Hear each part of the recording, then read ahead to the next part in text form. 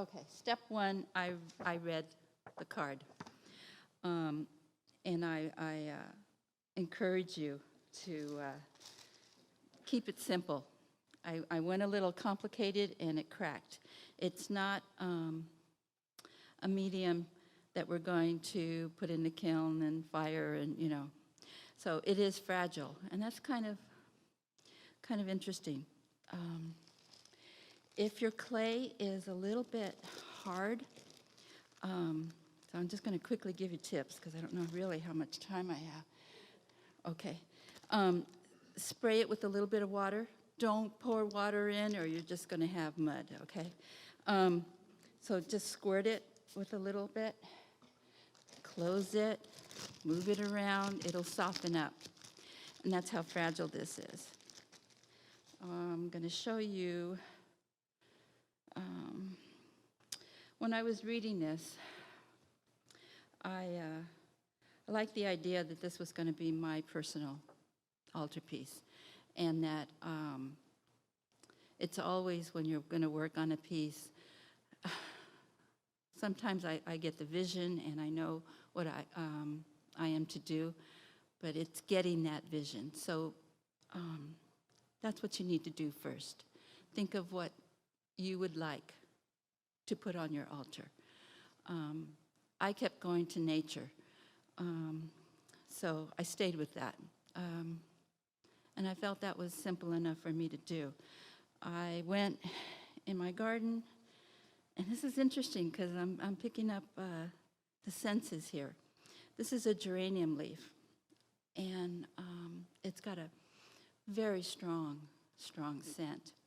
So when I was working on this, I was enjoying that. I also did a lime tree leaf, okay? I like lime, so for me that was something. This is, let's see if you can you see it okay? Can you see the markings? This is the geranium leaf.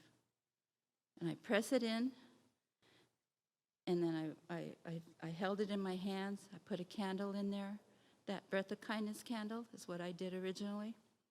And then I did the glue, and then I painted it. Now, let me show you something that didn't work. I tried to do a flower. You see how the petals fell? It is not, yeah, and I can keep it like a half petal, half flower thing, but it didn't, because it's not really made for that. So, here's what I did this morning. A little tip, if your clay is cold, it's not dry. You'll know when it's dry, and wait the 2 days. I think it's better to wait the 2 days. So I went and got little daisies. Let's see how this works. I would wait usually to take this out, but I wanted to show you. And I can see it, but I don't know if you guys can. But I do see the petals, and I see the inside of the flower. So I'll probably do it again and press it maybe a little bit harder, and it'll probably show better. I guess he's trying to help me. All right. When you're doing this, look around. Now, I have grandkids, so I have wooden stuff. So I use this. Don't use your kitchen stuff. I rolled it. I rolled it on wax paper, by the way. That seemed easier to me. You can use a glass and roll it. It's nice to have that kind of platter plate-like. A pin that doesn't have any more use. Again, I have grandkids, so I have these kinds of things. Go ahead and use these little circles. So a lot of it is you looking around, describing what you have. Keep it simple. That is really a kind of a key thing. I like the imprint. I know you can make things. Like I made this like a coil pot. I made that.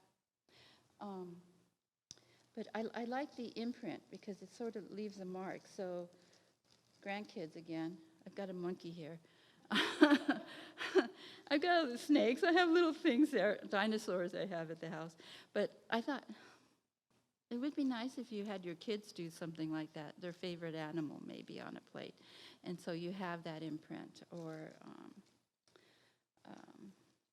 the flowers. Again, I tended to go to nature. Alrighty. Okay? Okay. All right.